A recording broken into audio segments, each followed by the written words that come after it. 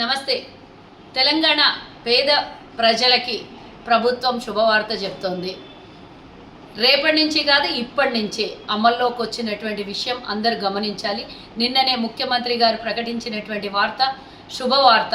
Ration కార్డులో మీ పేర్లు add కాకపోయినా, ఎన్నో కారణాల వల్ల తొలగించబడినా, లేదా అడ్రస్ చేంజ్ ఉన్నా, ఆధార్ కార్డు కనుక దీనికి టాలీ కాకపోయినా, ఎన్నో ఇబ్బందులు పడి రేషన్ కార్డులో మీ పేర్లు రాకపోవడము, కొత్తగా పుట్టిన వాళ్ళు ఇంకేదైనా యాడ్ చేసుకోవాలనంటే 2017 నుంచి ఇప్పటి వరకు గత ప్రభుత్వం కేసీఆర్ ఒక్క కొత్త రేషన్ కార్డు ఇవ్వలేదు, కొత్త వాళ్ళని యాడ్ చేయలేదు. కానీ కాంగ్రెస్ ప్రభుత్వం వచ్చిన వెంటనే ప్రజాపాలన చేస్తూ పేదలకు అందుబాటులో ఉంటూ రేషన్ కార్డులో మీకు జత చేసుకోవడం కోసం కొత్త పథకాన్ని కూడా తీసుకొని వచ్చింది. ఇప్పుడే అమలవుతుంది.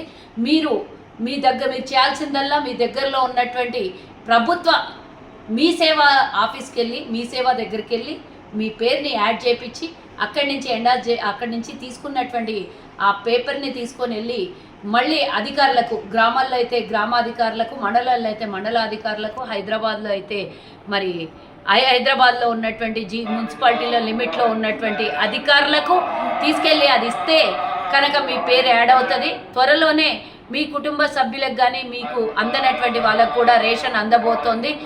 ముఖ్యంగా ముఖ్యమంత్రి గారికి మరి కృతజ్ఞతలు. అలాగే సివిల్ సప్లై మంత్రి అయినటువంటి ఉత్తమ్ కుమార్ రెడ్డి గారికి కూడా అందరి తరఫున, తెలంగాణ పేద ప్రజల తరఫున కృతజ్ఞతలు తెలియజేస్తున్నాను. జై హింద్, జై.